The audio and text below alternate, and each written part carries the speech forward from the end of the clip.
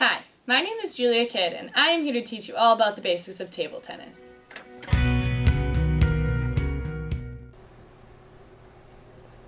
To begin with, let's learn a little bit about the history of table tennis.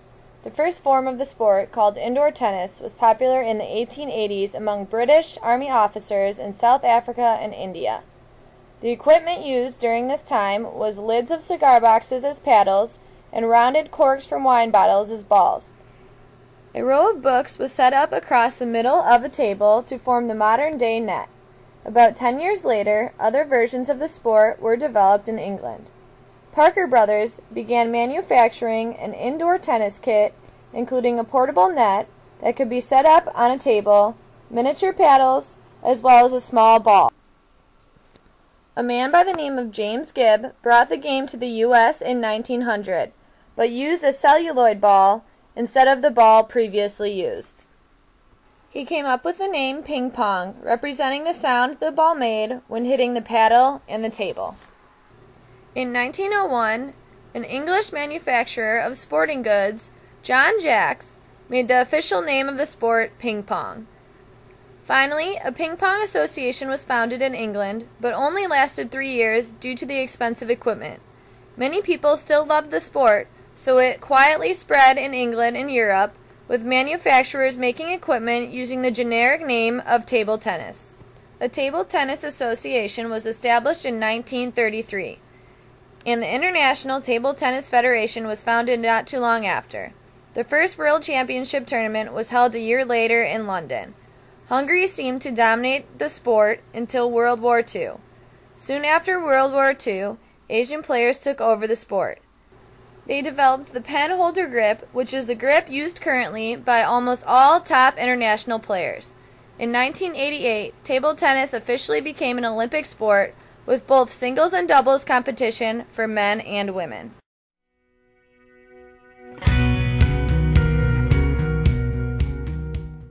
There are a couple of different pieces of equipment that are very important when playing table tennis. The first piece of equipment is the paddle. A table tennis paddle can be any size, shape, and weight, but the blade must be flat and rigid. 85% or more of the blade thickness has to be natural wood. One side of the blade may be covered with ordinary pimpled rubber and must not exceed a total thickness of 2 millimeters.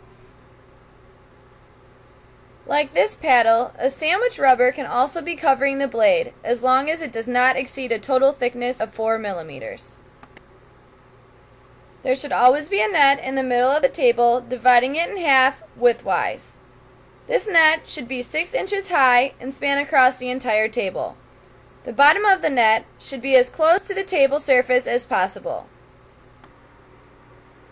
Table tennis also requires a table to play on. This table's dimensions should be 9 feet long by 5 feet wide. Also, the surface of the table must be 30 inches from the floor. The table should have a white line dividing it lengthwise into equal parts. The border of the table should be marked by white edges around the entire table. The surface of the table can be made of any material, but must yield a uniform bounce of 23 centimeters while dropped from 30 centimeters. The surface of the table should be uniformly dark in color, except for the white lines mentioned before.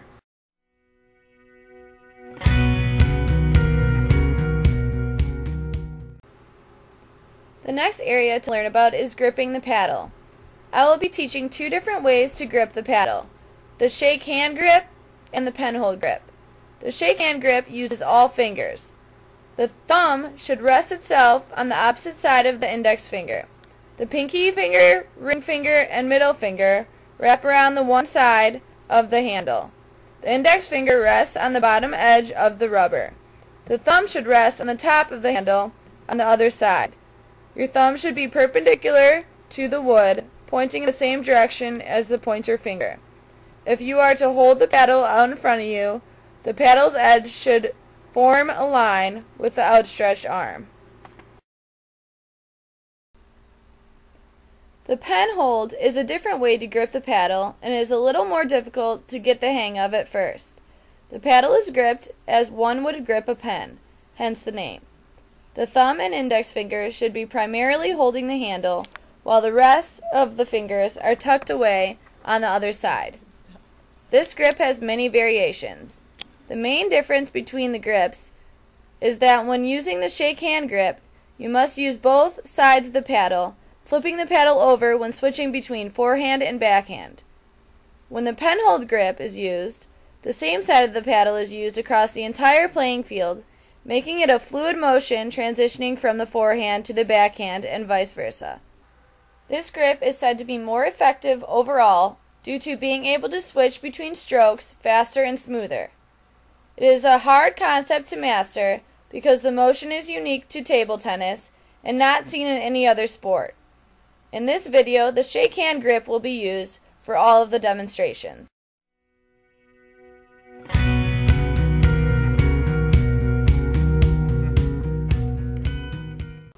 There are several different strokes used in table tennis, including the forehand and backhand drive, the forehand and backhand push, the block, and the forehand and backhand smash. To begin with, the drive is a light topspin stroke that produces a low ball trajectory. These are the primary offensive strokes in table tennis. The forehand drive consists of keeping the upper arm close to the body. The forearm should be roughly 90 degrees from the upper arm and drawn back to about the 3 o'clock position. The waist should turn naturally with the arm and your weight should shift to your back foot. To start the stroke, the weight should be shifted back to the front foot and you should swing forward with a slight upward motion using the waist to provide additional force in the swing. Contact with the ball should be made slightly to the side of the body after the ball reaches the top of the bounce. The paddle should be slightly facing downwards throughout the stroke. You should follow through until the paddle is parallel with your opposite shoulder.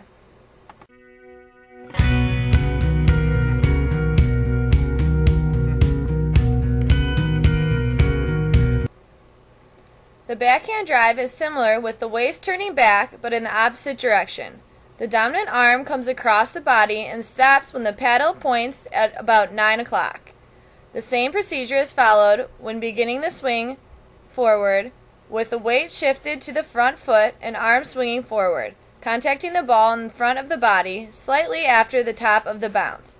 The forearm should snap forward in a slightly upward direction. Again, the paddle should be slightly pointing down.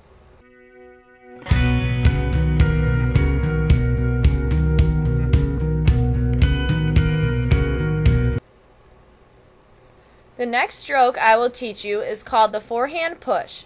To begin this shot, bring the paddle slightly up and back, keeping the elbow at your waist.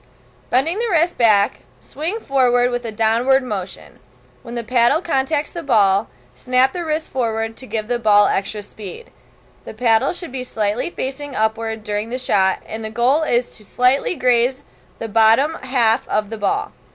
The best time to contact the ball is right after it bounces. The follow-through should be forward and slightly down.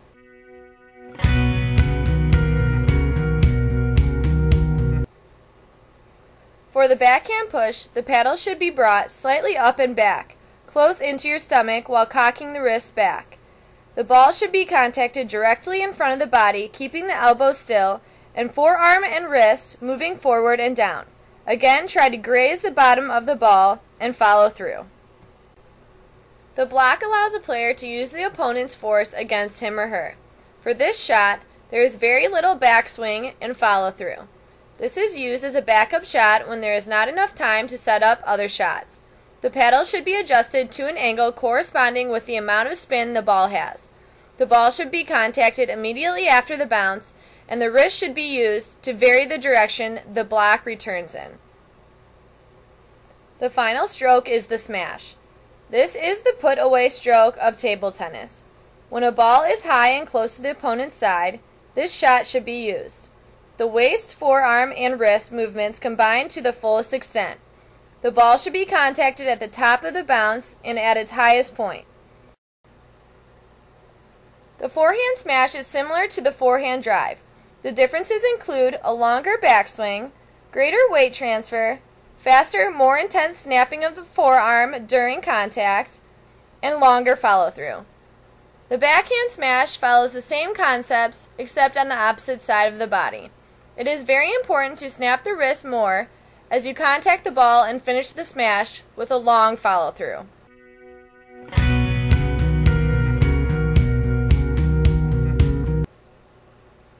The next skill that will be taught is the serve. There are 4 main requirements of a serve to make it legal. The first rule is that the ball must be held above the table level in order for the opponent to see it. Also, the ball must be held in the palm of the hand with fingers stretched and tossed vertically at least 6 inches.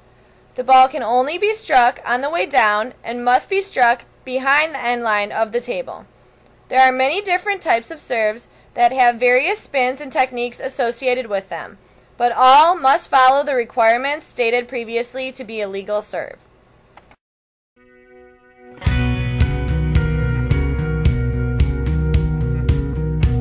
The stance and footwork while playing table tennis are very important. The most efficient ready stance consists of being slightly crouched forward with the feet shoulder width apart. Your knees and ankles should be bent and most of your weight should be on the balls of your feet. This makes it easier to react with quick movements and pivots necessary for good shot returns. The upper arm should be close to your body and the forearm and paddle should point forward with the elbows bent. For right-handed players, the best place to stand is on the backhand half of the table. The right foot should be slightly to the left of the center line and slightly behind the left foot. Stand a good distance from the table so that the tip of the paddle almost touches the table edge. The right shoulder should be slightly behind the left, in line with the right foot. Left-handers should follow this procedure, but opposite. Mastering the proper ready stance is key to playing a game of table tennis. Once the stance is perfected, the footwork can follow. Footwork should be done quickly and precisely. Any unnecessary movements will result in having a harder time returning a shot. A side-to-side shuffle is a great way to move back and forth to return shots.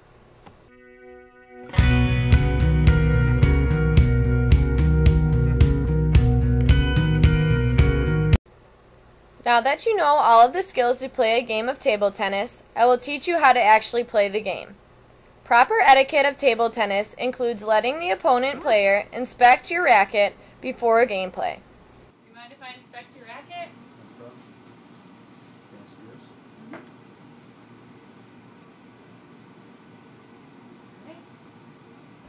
Also, wishing the opponent good luck or shaking their hand shows respect and should always be done prior to playing. The players begin with a warm-up and continue until both players feel comfortable and ready to play.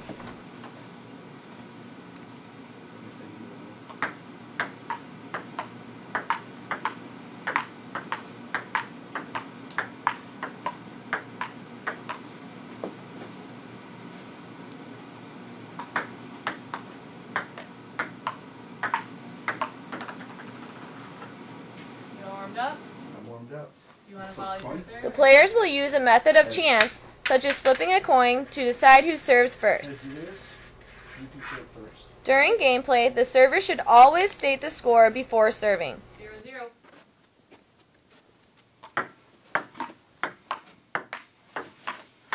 Serve first. 1-4. Huh? 1-4. 1-4. It is proper etiquette to hold the index finger up when a point is won due to luck rather than skill. For example, if the ball hits the net but still goes over, or if the ball lands on the edge of the other player's side of the court.